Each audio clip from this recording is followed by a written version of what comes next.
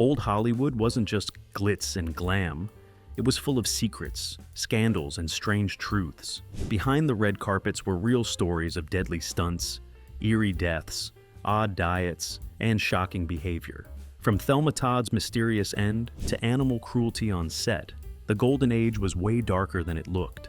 Here are 21 weird and bizarre true stories from old Hollywood that show just how dark and twisted the Golden Age could get.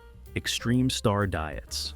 During the Golden Age of Hollywood, physical appearance was everything, especially for women. Studios went to extreme lengths to ensure their stars maintained impossibly slim figures, even if it meant putting their health at serious risk. Publicity machines glamorized these dangerous regimens as secrets to success. In a 1929 photoplay article, Joan Crawford's daily lunch was listed as no more than a few tablespoons of cold consommé, a dish of rhubarb, and half a dozen crackers. Barely 138 calories. Actress Pola Negri reportedly lost 10 pounds on a 200-calorie per day diet of just one hard-boiled egg and 6 ounces of spinach. These restrictive diets were often accompanied by cigarette smoking and substances to curb appetite, all under studio instruction. At the time, there was little understanding or concern for the long-term damage such diets could cause, especially regarding metabolism, hormonal health, and mental well-being. Yet actresses had little say. Defying a studio order often meant losing your contract. Today, many historians and biographers see these practices as a disturbing reflection of the control studios exerted over their stars' bodies. Ben-Hur's deadly chariot race. A Tale of the Christ is often remembered for its grand chariot race, a thrilling cinematic achievement, but one marred by devastating behind-the-scenes tragedy. The production, which was one of the most expensive films of the silent era, involved months of shooting on elaborate ancient Rome sets in Italy and later California. Real horses were used throughout the iconic chariot sequence, and safety precautions were minimal to non-existent. According to credible reports from the time, including those cited in Kevin Brownlow's The Parade's Gone By, an estimated 100 horses were killed during the filming of this one scene alone. Many of them suffered broken legs after being forced to crash and were then euthanized on set. A stuntman reportedly died during filming as well, after falling under a team of horses. Studio executives pushed for ever more dramatic action, ignoring the welfare of both animals and crew. The scale of the violence shocked even industry insiders. Ben-Hur may have thrilled audiences with its authenticity, but the cruelty behind the camera represents one of old Hollywood's most shameful legacies. The Charge of the Light Brigade's horse crashes. The Charge of the Light Brigade, directed by Michael Curtis and starring Errol Flynn and Olivia de Havilland, remains infamous not just for its wartime drama, but for its disturbing treatment of animals. To recreate chaotic cavalry charges, the production used a controversial stunt device known as the running W. This mechanism involved tripwires tied to a horse's front legs, which would violently yank the animal off its feet to simulate a dramatic fall. While the visual effect was convincing on screen, the real-life consequences were horrific. Dozens of horses were seriously injured or killed, with many suffering broken legs or necks. Crew members and stuntmen were also endangered, as falling horses sometimes rolled onto their riders. Reports of the abuse sparked public outrage.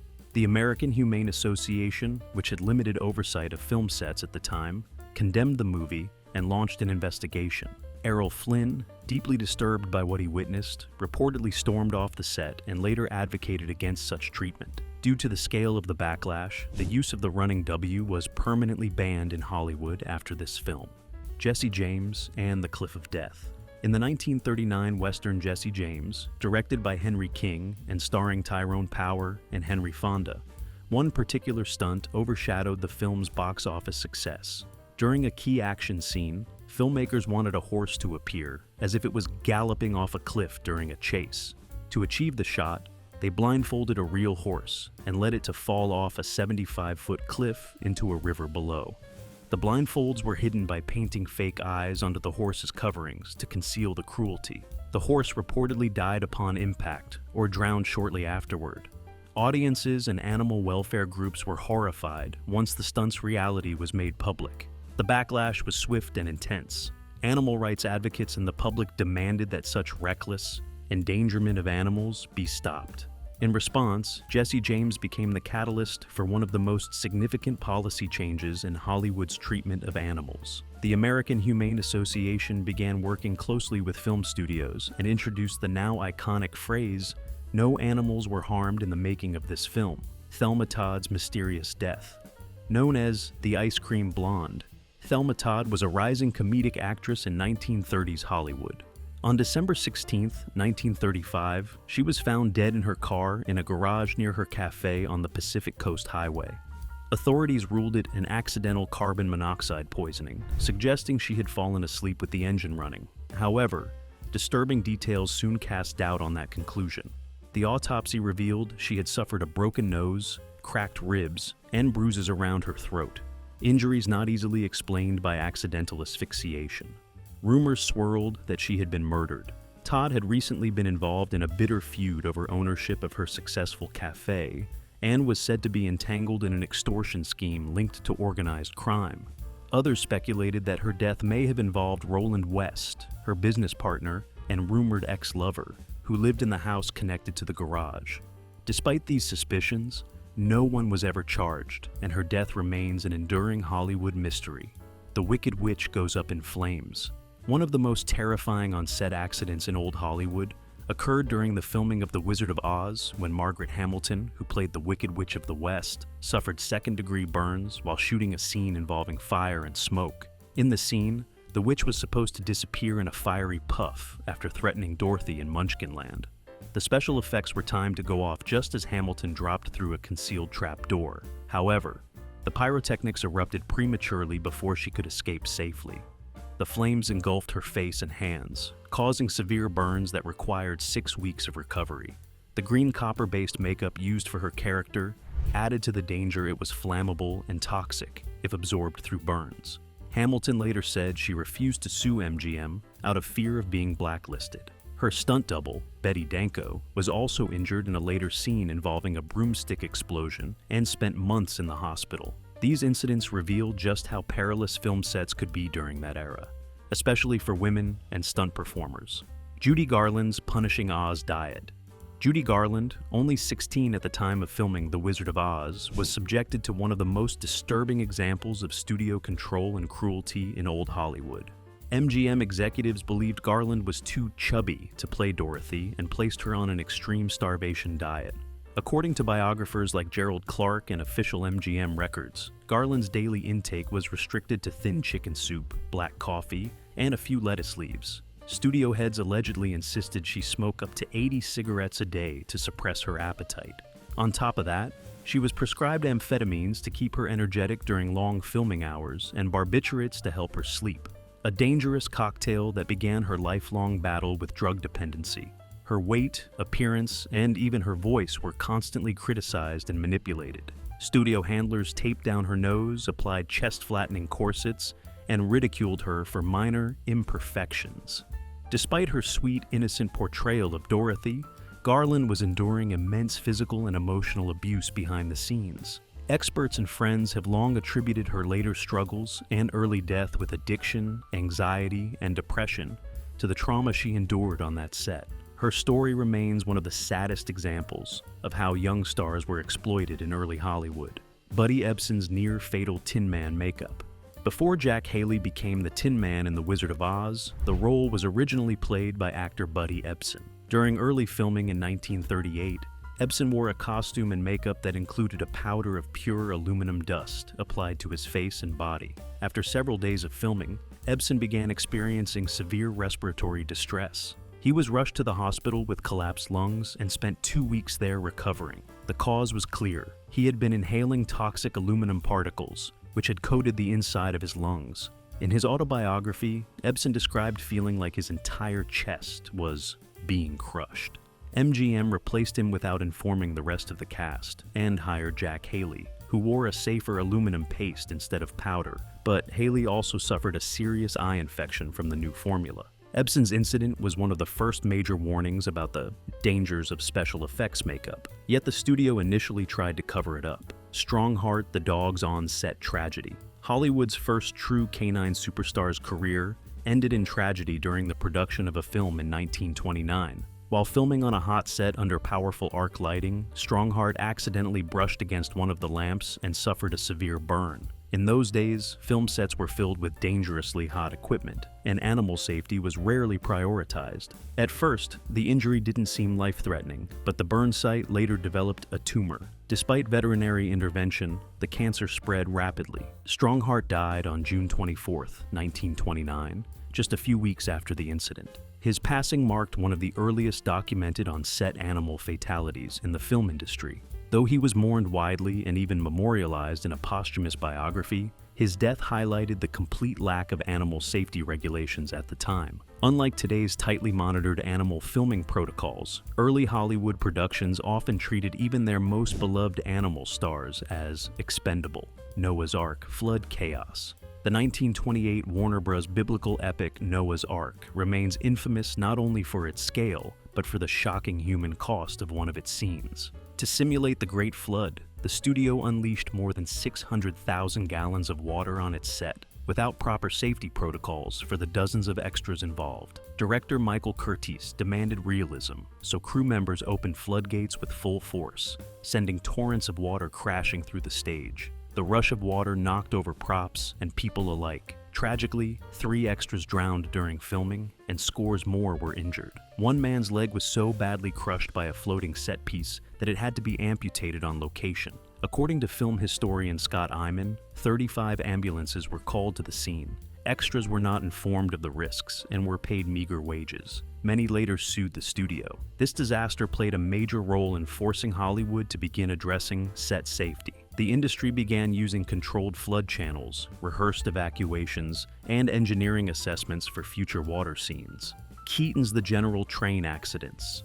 Buster Keaton's 1926 masterpiece, The General is widely hailed as a silent-era cinematic triumph, blending slapstick comedy with breathtaking action, especially involving real, full-scale locomotives. But the realism came at a cost. Keaton famously performed most of his own stunts without a double, often risking his life for a good gag. During one shoot, a cannon mounted on a moving flat car unexpectedly fired while Keaton was standing nearby. The shockwave knocked him unconscious, and production halted until he recovered. Another on-set disaster involved a brakeman who was crushed when a locomotive wheel rolled over his foot. The crew member later sued Keaton for $2,900 in damages, a significant sum at the time. The film's most iconic scene, where a train crashes through a burning bridge into a river, used a real locomotive and cost over $40,000 to stage, making it one of the most expensive silent-era stunts. No miniatures or special effects, just raw steel, gravity, and Keaton's daredevil courage. These mishaps highlight how old Hollywood often prioritized spectacle over safety, with performers like Keaton enduring real danger to thrill audiences. Thomas Ince's yacht death. The mysterious death of producer Thomas Ince in November 1924 remains one of Hollywood's oldest and most enduring scandals. Ince, a pioneering filmmaker credited with shaping the studio system, was invited aboard publishing tycoon William Randolph Hearst's yacht, the Oneida, for a weekend cruise celebrating Ince's birthday. Guests included actress Marion Davies, gossip columnist Luella Parsons, and several industry elites. Officially, Ince died of acute indigestion or heart failure, depending on the report, but secrecy surrounded the incident. No autopsy was performed, and Ince's body was quickly cremated. Witnesses were allegedly sworn to silence, and Parsons mysteriously received a lucrative lifetime contract with Hearst's newspaper empire shortly afterward. Rumors erupted that Hearst had mistaken Ince for Charlie Chaplin, who was rumored to be romantically involved with Marion Davies and accidentally shot him in a jealous rage. Though no charges were filed, and Hearst always denied the allegations, the incident became the stuff of tabloid legend. The story was so compelling, it inspired multiple books, and the 2001 film, The Cat's Meow, starring Kirsten Dunst and Edward Herrmann, Shirley Temple versus Arthur Freed. In her 1988 memoir, Child Star, Shirley Temple shocked readers by recounting an incident from her early teen, years that revealed the dark underbelly of old Hollywood. At age 11, the beloved child star had been summoned to a meeting with Arthur Freed, one of MGM's most powerful producers known for lavish musicals like Singin' in the Rain. Temple, still transitioning from child to adolescent roles, expected a professional discussion. Instead, Freed allegedly exposed himself to her without warning, executing a bizarre flourish, as she diplomatically described it. Temple, unsure how to react and overwhelmed by confusion, responded with nervous laughter. Enraged at being laughed at, Freed abruptly dismissed her from the meeting. Though the incident had no immediate consequences for Freed, who continued to dominate MGM for years, it left a deep impression on Temple, who shared the story decades later to shed light on the inappropriate power dynamics young actors often endured. At the time, Temple's account was one of a few first-hand confirmations of such predatory behavior in the studio system, the Garden of Allah. Long before West Hollywood became known as an LGBTQ hub, the Garden of Allah Hotel offered a rare space of freedom and decadence for old Hollywood's biggest stars. Originally the private estate of silent film legend Alla Nazimova, the Sunset Boulevard mansion was transformed in 1927 into a luxury hotel complex. Nazimova, a bold actress and rumored bisexual, built 25 Spanish-style villas on the property to house her friends, many of whom were closeted actors, artists, and writers. The garden became infamous for its outlandish parties, as the week put it, drawing celebrities like Greta Garbo, Dorothy Arzner, Errol Flynn, Tallulah Bankhead, and F. Scott Fitzgerald. Behind its secluded gates, stars indulged in heavy drinking, affairs, and most notably, same-sex romances at a time when being publicly out could ruin a career. Nazimova's influence turned the garden into one of the only safe spaces in 1930s Hollywood for queer expression and rebellion against studio-imposed images. Tommy Dorsey's bizarre stunt at the Garden of Allah Hotel on Sunset Boulevard, was a hotspot for scandal and eccentricity during old Hollywood's heyday, and one of its wildest legends involves bandleader Tommy Dorsey. According to publicist Bernie Woods in his memoir Confessions of a Hollywood Publicist, Dorsey once tried to upstage fellow musician Kay Kaiser by making a dramatic entrance with two naked women by his side. But it wasn't just nudity that made the stunt unforgettable. The women reportedly had their pubic hair trimmed into the shapes of the letters T and D, Dorsey's initials. Whether the story is literal or slightly exaggerated, Woods insisted it was a true publicity stunt, 100% Tommy. The tale became part of the lore surrounding the Garden of Allah, where celebrities frequently engaged in outlandish behavior far from the prying eyes of the press. In an era when stars' images were tightly controlled by studios, places like the Garden served as a pressure valve where Hollywood's elite could indulge freely. Hedda Hopper's Hedda Hell. In 1940s Hollywood, few figures wielded more fear than gossip columnist Hedda Hopper. A former actress turned media juggernaut, Hopper ran a nationally syndicated column that reached millions of readers. She styled herself as the bitch of the world and made good on the title, turning personal grudges into public ruin. Hopper was instrumental in the Hollywood blacklist, working closely with fellow hardliner John Wayne and the Motion Picture Alliance for the Preservation of American Ideals. She viciously targeted suspected communists, liberals, and especially LGBTQ actors and writers, outing many or hinting at scandal and code. One of her most frequent targets was Charlie Chaplin, whose politics and private life she despised. She painted him as a dangerous radical and moral deviant, helping to destroy his reputation in the U.S. Hopper also campaigned to ruin writer Dalton Trumbo, contributing to his exile from Hollywood until his eventual redemption in the 1960s. Her column had the power to kill careers with a few sentences, and many stars feared falling under her scrutiny. Hopper's reign, often described by insiders as Hedda Hell, reflected how gossip in old Hollywood wasn't just petty. It was politically weaponized and often devastatingly effective. Frances Farmer's lobotomy myth. Frances Farmer was one of old Hollywood's most talented and tragic figures, a star whose life was derailed by mental health struggles and sensational media coverage. In the early 1940s, her career was blossoming, but so was her reputation as a nonconformist. She openly challenged authority, refused to play studio games, and spoke critically of Hollywood. In 1943, Farmer's life imploded after a series of bizarre legal confrontations. She was arrested, resisted police, and even reportedly hurled an inkwell at a judge. This led to her institutionalization, and she spent years in and out of mental hospitals. Her disturbing experiences were later fictionalized in Shadowland, a 1978 biography by William Arnold, which claimed she had been subjected to a forced lobotomy. This horrifying detail became part of her legend, so much so that it was included in the 1982 biopic Frances starring Jessica Lange. However, in later years, Arnold admitted the lobotomy claim was fabricated for dramatic effect. Medical records and credible sources now confirm that no such procedure occurred.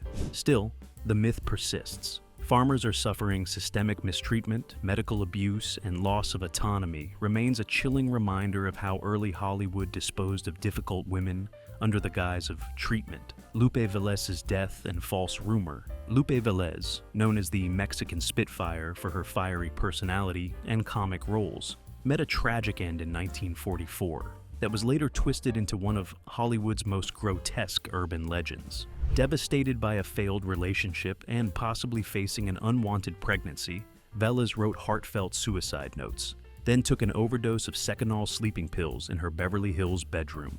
Official reports confirm that she was found peacefully in bed the next morning, clutching flowers. However, decades later, the scandalous book Hollywood Babylon by Kenneth Anger claimed otherwise. Anger's version painted a humiliating death. That Velez became sick from the pills, ran to the bathroom, slipped, and drowned with her head in a toilet.